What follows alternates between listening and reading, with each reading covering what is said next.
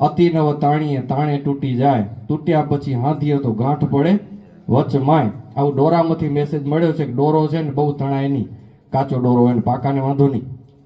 આ જગત લગભગ કાચા દોરા જેવું છે. એને તમે બહુ થોડુંક ખેંચવાનું, પછી બહુ ખેંચો ને એમ થાય તૂટે એમ છે તો મૂકી દેવાનું. જો ખેંચતા ખેંચતા તૂટી પડ્યો પછી તૂટેલો તો હાલે નહીં, કાંઈક તો હાંધો દેવો પડે. અને હાંધા દીધેલા હોય એ જઈ તમે પહેલા જૂના જમાનામાં મશીન વેચતા તો જોયા હશે, મશીનમાં વેચે હાંધો આવે, ફૂલી કરીને જ્યાં ઠકાક ઠકાક ઠકાક ઠકાકી અવાજ કરે, એટલે હાંધો બહુ ખરાબ. એ જઈ હાંધો પડ્યો હશે ને હાંધો આવશે ને તમને ખટકવાનો છે. એટલે મહેરબાની કરીને આજની કળા એ આ સંસારમાં રહી છે, બધા કાચા ધાગા છે. કોઈને મહેરબાની કરીને તૂટે એટલા તાણવા નહીં, માપે માપે બધા તાણવા. તમારી હઠ હોય, તમારી કંઈ આગ્રહ હોય તો માપે માપે ખેંચવું. આટલો આજનો મેસેજ આ ઘનશ્યામ મહારાજ આપણને આપી રહ્યા છે કે બહુ ખેંચવું હાચો. ઘણી વખત ઘણું ખેંચાઈ જાય ખબર હે ને, પછી એમ તમારું અવળું ન ખેંચ્યું તો હાલત.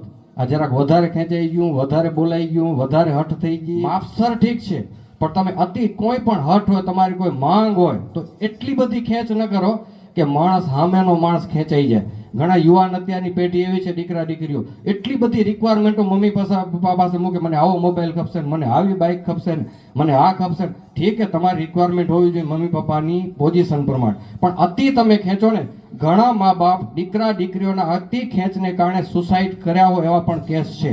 પહોંચી ન વરે, રિક્વાયરમેન્ટ પૂરી એટલી કરી ન શકે, મા બાપ કંટાળીને છેલ્લી બાકી પોતાના દેહના પાપ પણ કર્યા છે.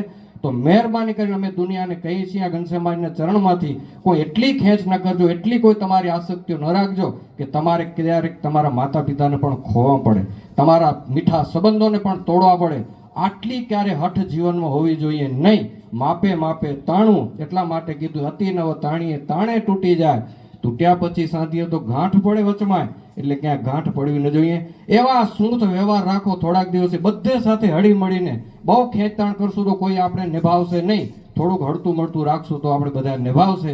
આવી ઘનશ્યામ મહારાજના ચરણોમાંથી આપણે દુનિયાભરમાં આપણે આ શીખ આપણે સ્વીકારીએ, બીજાને પણ આ શીખાડીએ. એવી આપણે ઋષિના આશ્રમમાંથી એક નાની શીખ શીખીએ.